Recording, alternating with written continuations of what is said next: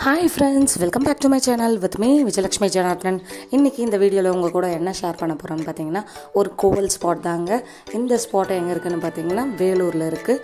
வேலூர் மாவட்டத்தில் திருப்பார்கடல் அப்படின்னு சொல்கிற ஒரு ஊரில் இருக்குது. இந்த கோவிலோட பேரும் பார்த்தீங்கன்னா திருப்பார்கடல் ஸ்ரீ ரங்கநாத சாமின்னு சொல்லுவாங்க, இல்லைனா பிரசன்ன பெருமாள் திருக்கோவில்னு சொல்லுவாங்க. இந்த கோவிலோட சிறப்பம்சம் என்ன, அதை பற்றிலாம் நான் உங்கள் கூட இந்த வீடியோவில் ஷேர் பண்ணுறேன். இப்போ இந்த கோவில் ரீச் பண்ணுறதுக்கு நீங்கள் கூகுளில் போட்டாவே உங்களுக்கு நமக்கு மேப்பில் ஈஸியாக தெரிஞ்சிடும் இல்லையா? ஸோ அதை வச்சு நம்ம யூஸ் பண்ணிக்கலாம்.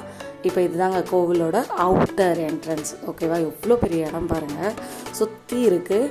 இப்போது இந்த திருப்பார்கடல்னு பார்த்தீங்கன்னா 3 கடவுளும் ஒன்றா அமைஞ்சிருக்க இடம்னு சொல்லுவாங்க.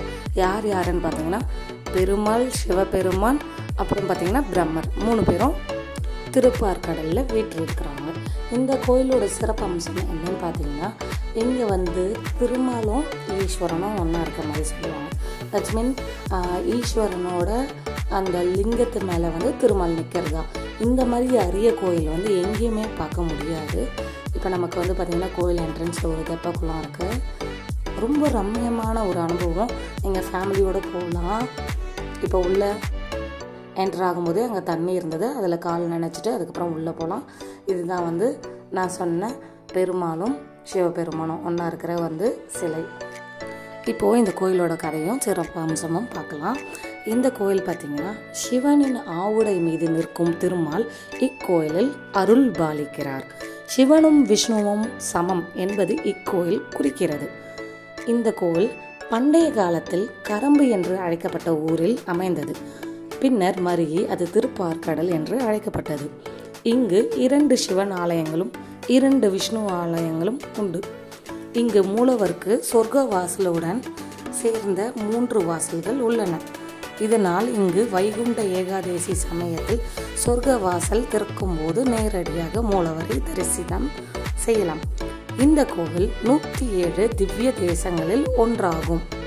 இந்த ஆலயத்திற்கு தரிசனம் செய்யும் பொழுது கல்யாண தோஷம் மற்ற விதமான தோஷங்கள் எல்லாம் விலகும் என்று கருதுகின்றனர். இப்போது இந்த கோயிலோட கதை என்னன்னு பார்த்தீங்கன்னா, இதில் ஒரு 3 விதமான கதை சொல்கிறாங்க. இதில் ஃபஸ்ட்டு கதை என்னன்னு பார்த்தீங்கன்னா, சித்திரகூப்தர் சொர்க்கலோகத்தில் அந்த பதவி வாங்கணும் அப்படின்றதுக்காக இங்கே பெரிய யாகம் வளர்த்து இங்கே இருக்க சாமியை கும்பிட்டுட்டு போனதுக்கப்புறம் அவருக்கு பெரிய பதவி வைகுண்டத்தில் கிடச்சதா சொல்கிறாங்க. இப்போது 2வது கதை என்னன்னு பார்த்தீங்கன்னா, பிரம்மர் ஒரு யாகம் நடத்தினார். அந்த யாகத்துக்கு பார்த்திங்கன்னா சரஸ்வதியை விட்டுட்டு அவரோட மற்ற மனைவிகளை கூட்டிகிட்டு யாகம் நடத்தினார்.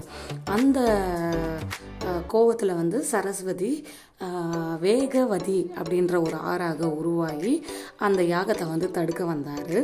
அதை தடுக்கும்போது பார்த்திங்கன்னா பெருமாள் கிட்ட போய் பிரம்மர் வேண்டிக்கிட்டாராம். இந்த மாதிரி நம்ம யாகம் தடைப்படாமல் நிறைவேறணும், அதுக்காக உதவுங்க அப்படின்ட்டு. அதுக்காக பெருமாள் என்ன பண்ணாராம், அத்தி மரம் அப்படின்வாங்க இல்லையா, அந்த மரமாக உருவாகி அத்திவரதர் அப்படின்னு சொல்லக்கூடிய சயனம் அப்படி படுத்திருக்கிற ஒரு சிலையாக ஆறுக்கு நடுவில் விழுந்து அந்த ஆறை கோவத்தை தடுத்தார். அப்போ தடுத்து பிரம்மரோட யாகத்தை வளர்த்துறதுக்கு உதவினார் அப்படின்னு ஒரு கதை சொல்கிறாங்க. அடுத்த கதை பார்த்திங்கன்னா, புண்டரீகர் அப்படின்னு சொல்லக்கூடிய ஒரு மகரிஷி வைகுண்ட ஏகாதசி அப்போது பெருமாளை பிரார்த்திக்கணும் அப்படின்னு சொல்லிட்டு வேண்டிட்டு வருவார். அப்படின்னும் போது இந்த ஊரில் வரும்போது எந்த பெருமாள் கோயிலும் அவர் கண்ணுக்கு தெரியாது. அப்போ பார்க்கும்போது ஒரு சிவன் ஆலயம் இருக்கும். அது சிவன் ஆலயம் தானே, அங்கே பெருமாள் இல்லை அப்படின்னு சொல்லிட்டு உள்ளே வரலான்னு வர பின்னாடி திரும்ப ரிட்டர்ன் போவார். அந்த டைமுக்கு ஒரு வயசானவர் இவரை கூப்பிட்டு, இல்லைங்க இதுக்குள்ளே பெருமாள் இருக்காரு, வாங்க நான் கூட்டிகிட்டு போய் காமிக்கிறேன் அப்படின்னு சொல்லிட்டு கண்ணை கட்டிட்டு அந்த வயசானவர் புண்டரீகரை உள்ளே கூட்டிகிட்டு போவார். உள்ளே கூட்டிகிட்டு போயிட்டு அங்கே இருக்கிற சாமி சிலையை கையால் தொட்டு பார்ப்பார். தொட்டு பார்க்கும்போது அந்த சாமி சிலையை விஷ்ணு பகவான் வச்சுருக்க மாதிரி சங்கு சக்கரம் எல்லாமே வச்சுருக்கும் போது இவர் நம்ம வந்தது பெருமாள் தான், நம்ம தரிசிச்சிட்டோம் அப்படின்னு சொல்லிட்டு கண்ணை திறந்து பார்க்கும்போது கீழே சிவபெருமாள் இருப்பார்.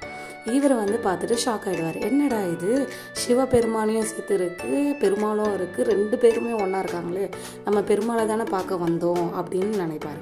அப்போ தான் அவருக்கு வந்து ஒரு ஞான உதயம் வரும். என்னன்னு பார்த்தீங்கன்னா, சிவனும் ஹரியும் ஒன்று அப்படின்னு சொல்லக்கூடிய ஒரு விஷயம்தான். இந்த கோயிலுக்குள்ள இருக்கிற சிறப்பம்சம் என்னன்னு பார்த்தீங்கன்னா, பெருமாளும் சிவனும் ஒன்றா இருக்காங்க. சிவபெருமானின் மீது பெருமாள் வீற்றில் இருக்கக்கூடிய ஒரு சிலை வடிவம் இங்கே அமைத்திருக்காங்க. இந்த கோவில் வந்து ரொம்ப பழைய கோவில். இது என்ன நமக்கு சொல்லுதுன்னா, சிவனும் ஹரியும் வேற இல்லை, 2 பேரும் சமம், 2 பேரும் ஈக்குவல் அப்படின்னு தான் சொல்கிறாங்க. இந்த சிலை பார்த்திங்கன்னா மேலே திருப்பாற்கடல் கடையக்கூடிய அந்த கதையை தான் இங்கே வந்து சிற்பக்கலையில் சொல்லியிருக்காங்க நமக்கு. இந்த மாதிரி தமிழ் கோயில்களுக்கெல்லாம் சுற்றி வரும்போது ஒரு கதை நமக்கு சொல்லுவாங்க. அந்த கதையெல்லாம் கேட்கும்போது நிஜமாகவே அந்த காலத்துலேயே இவ்வளோவும் சொல்லியிருக்கிறாங்க அப்படின்ற மாதிரி சில விஷயங்கள் நமக்கு புதுமையாக இருக்கும் கேட்கும்போது. அதே மாதிரி இந்த கோவிலோட ஸ்ட்ரக்சர்லாம் பாருங்கள், அந்த காலத்தில் கட்டும்போது எவ்வளோ அழகாக வடிவமைச்சு கட்டியிருக்காங்கன்ட்டு. அடுத்தது அந்த கோவில் பக்கத்துலேயே பார்த்தீங்கன்னா பிரசன்ன பெருமாள் வெங்கடேஸ்வரர் ஆலயமும் இருக்கும். 2 பேருமே பார்த்தீங்கன்னா வெங்கடேஸ்வரர் தான். ஒன்று வந்து பார்த்தீங்கன்னா பிரசன்ன பெருமாள் படுத்திருக்க மாதிரி கூடிய இருக்க சிலை, அது பக்கத்தில் இருக்கிறது பார்த்தீங்கன்னா நின்றுட்டு இருக்க மாதிரி இருக்கக்கூடிய சிலை. இதுதாங்க 2 வித்தியாசம். 2 பக்கத்துலேயே இருக்கும். நீங்கள் அங்கே போனீங்கன்னா 2 கோயிலும் அட் அ டைமில் விசிட் பண்ணிட்டு வரலாம்.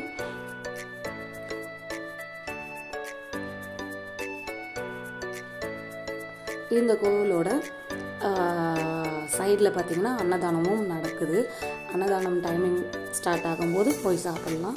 இங்கே வந்து பக்கத்தில் நல்ல கோவில், உங்களுக்கு பார்த்திங்கன்னா கடைங்க எல்லாமே இருக்குது. அதனால் நீங்கள் ஃபேமிலியாக ட்ரிப் மாதிரி கூட வந்து இங்கே என்ஜாய் பண்ணலாம்.